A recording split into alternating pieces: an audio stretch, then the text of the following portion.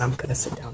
أعوذ بالله من الشيطان الرجيم بسم الله الرحمن الرحيم الحمد لله نستعينه ونستغفره ونعوذ بالله من شرور أنفسنا وسيئات أعمالنا من يهده الله فلا مضل له ومن يضلل فلا هادي له وأشهد أن لا إله إلا الله وأشهد أن محمدا عبده ورسوله.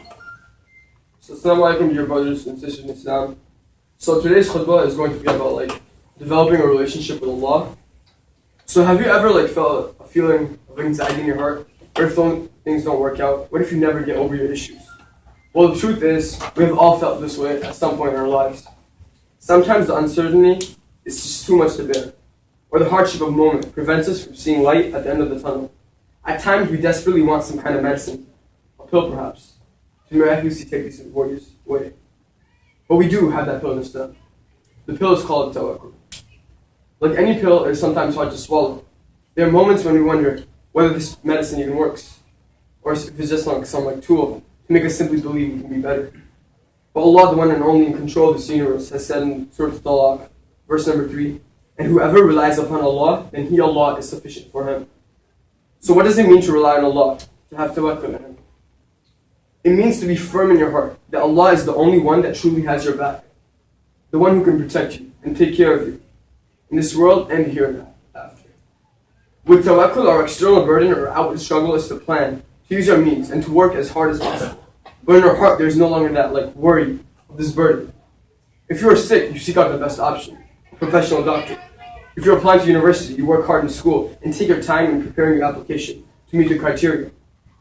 But also know that after you've done your daily work to the best of your abilities and face struggles, you should feel a relief in your heart. Because Allah is Al-Wakil. This means that He who controls His worshippers' affairs and takes care of them. He never abandons, nor leaves them to another source. He has given Himself this name and made it known to us all, so that we know that this is an essential attribute of His. Therefore, we will never be let down, inshallah.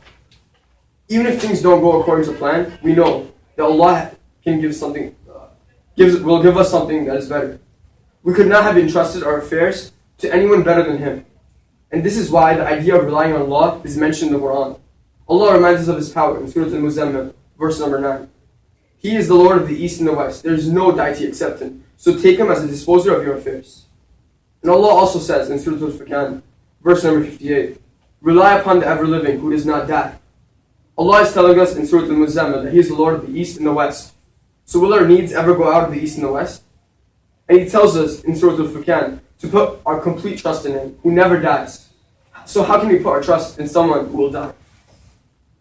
But if the condition of tawakkul is that we use our provisions and resources, what if we lack the means? Imam Ahmed said that the happiest day of his life was when he woke up one morning, only to find that there was no food in his home, because he knew on this day that he had to rely completely on Allah.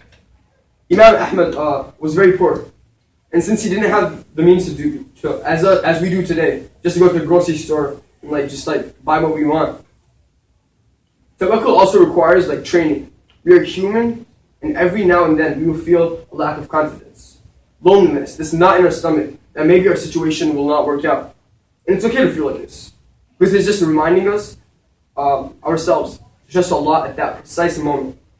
And if we truly rely on Allah in the way we rely on our doctor, when we know we have the best one around, this trust can only give us the peace of mind and tranquility, knowing that Allah is doing the best for us. This tranquility is developed when we face situations of discomfort, when we truly have tawakkul. We will never seek any harms, any mean, haram ways to escape our situation, because we believe it is Allah who only is the one that can determine the result. So whenever you feel uncertain, you should take a dose of tawakkul. So I'm going to conclude by saying, so do whatever you can to the best of your abilities. But once you have done that, just have trust in Allah, and He will give you whatever you want, the result you need, if that's best for you. Astaghfirullah al-Azim li wa lakum wa li jami' al-Muslimin fastaghfiruhu innahu huwal ghafurur rahim.